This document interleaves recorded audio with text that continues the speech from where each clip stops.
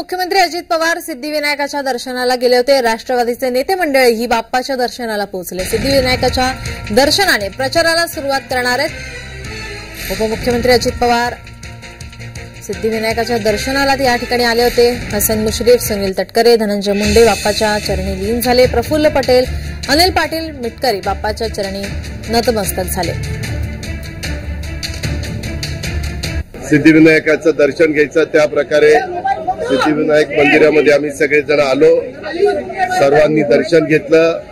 आज आमचा हाऊस चालू आहे। आता अधिवेशनाच्या आज कालचा दिवस तर काही काम झालं नाही, त्याच्यावर कालचं आजचं सगळी कामं उरकायची, त्याकरता तिथं चाललेलं आहे।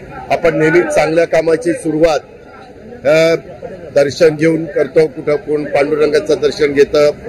आज आम्ही मुंबईत असल्यावर सिद्धिविनायकाच्या दर्शनाला राष्ट्रवादी काँग्रेस पक्षाचे तमाम आमचे सहकारी आले, लोकप्रतिनिधी आले आणि व्यवस्थितपणे दर्शन घेऊन आता आम्ही आमच्या पुढच्या कामाला चाललेलो आहे।